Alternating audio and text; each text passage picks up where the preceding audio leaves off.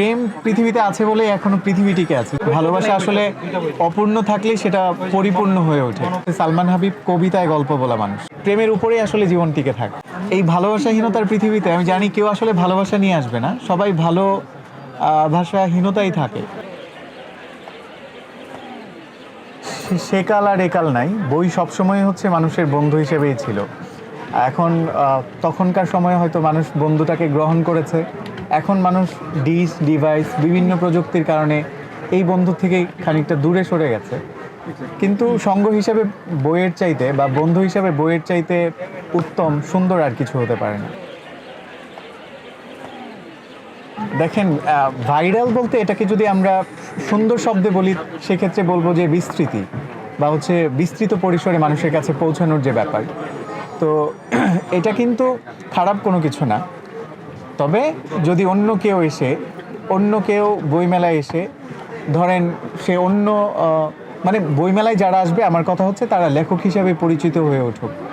What ever, বাইরে তার না অনেক বড় বড় পরিচয় থাকতে পারে, কিন্তু যিনি আসলে এখানে লেখক হিসেবে আসবেন, আমি চাই তিনি যেন আসলে লেখক হিসেবে পরিচয় দিতে বা তাকে যিনি পরিচয় করিয়ে দিবেন তিনিও যেন লেখক পরিচয়েই তাকে পরিচয় করায় আর কি। এটাই আমার কথা।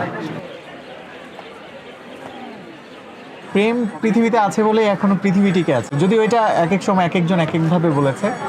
দেখেন, এখন হয়তো প্রকাশ মাধ্যমটা একটু ভিন্ন হয়েছে। আমরা আমাদের ছোটোবেলায় দেখতাম যে চিঠির মাধ্যমে অনুভূতি প্রকাশ করত, আর এখন খুব মানে শর্ট সময়ের ভেতর এর যখন আরেকটু দিন গেল তখন হয়তো ফোনে SMS-এর বান্ডেল কিনে আমরা SMS পাঠাতাম, আর এখন ইনস্ট্যান্ট তোমাকে মনে পড়ছে আই মিস ইউ লিখে মেসেঞ্জার, হোয়াটসঅ্যাপ বা সোশ্যাল মিডিয়ার আরও যে অতি দ্রুত কানেক্টেড হওয়া যায় যে মাধ্যমগুলো, সেগুলোর মাধ্যমে প্রকাশ করে।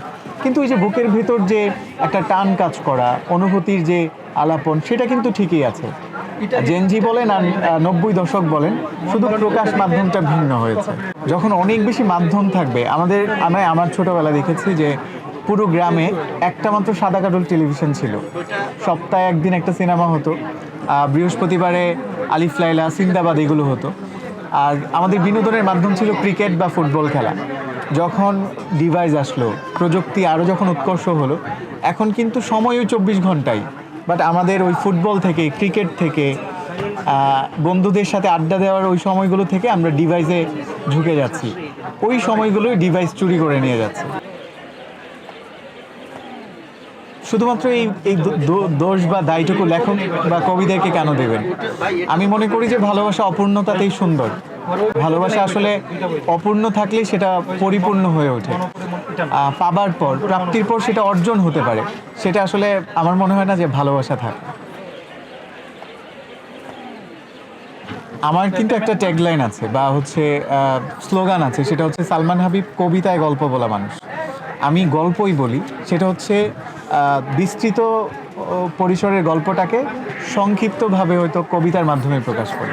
তো যদি কখনো মনে হয় যে না, আমার আসলে আরও বড় পরিসরে গল্প বলা দরকার, তখন হয়তো আসবো। পাঠকের চাহিদার জন্য তো স্টিল নাও আমি এখনও লিখি নাই। আমার সামনে হয়তো পাঠকের চাহিদার জন্য লিখবো না।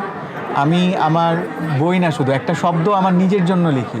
আমি মনে করি যে এই দুঃখটুকু, এই সুখ, এই হাসি আনন্দটুকু সামগ্রিক মানুষের অনুভূতি, এটাকে শব্দবন্দি করার চেষ্টা করি। যদি কখনো মনে হয় যে না, আমি একটু বিস্তৃত পরিসরে গল্প বলবো, সেটা হতে পারে ছোট গল্প, উপন্যাস, তখন হয়তো বা আসবে ইনশাল্লাহ। ওই যে সহজ কথা যায় না বলা সহজে, রবীন্দ্রনাথের একটা কথা আছে না? তো দুঃখকে গুছিয়ে প্রকাশ করতে পারাটা কিন্তু খুব কঠিন। তো আমি আসলে অনেক বেশি দুঃখকে গুছগাছ করে সহজ করে প্রকাশ করি, সংক্ষিপ্ত পরিসরে। তো আয়োজন করে আসলে গল্প উপন্যাস লেখা যায়, কিন্তু খুব বেশি পিওর অথেন্টিক দুঃখ না পেলে কবিতা লেখা যায় না।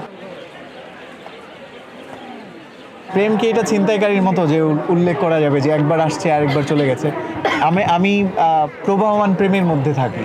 সেটা সৃষ্টির প্রেম, স্রষ্টার প্রেম, মানুষের আন্তরিকতার প্রেম। একজন পাঠক যখন বলে যে আপনার এই দুঃখটা মনে হলো যে আমার দুঃখ, তখন আমি তার ওই বাচনভঙ্গির প্রেমে পড়ি। সো প্রেমের উপরেই আসলে জীবন টিকে থাকে। বার্তা 24-কে অনেক অনেক শুভেচ্ছা। তারা আসলে আমাকে আটকানোর চেষ্টা করেছিল। আমি চাই যে তারা আরও মানে কঠিন প্রশ্ন নিয়ে আমার কাছে আসুক, আমার আসলে বলতে ভালো লাগে।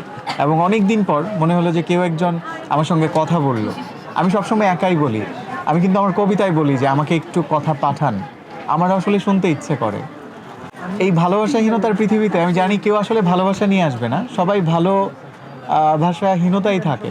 তো এই জন্য বলি যে ভালো যে বাসেন না, আমাকে যে ঘৃণা করেন, অবহেলা করেন, এই ঘৃণা অবহেলা ভালোবাসাহীনতাটুকুই পাঠান, তবুও কথা বলুক মানুষ আমার সাথে।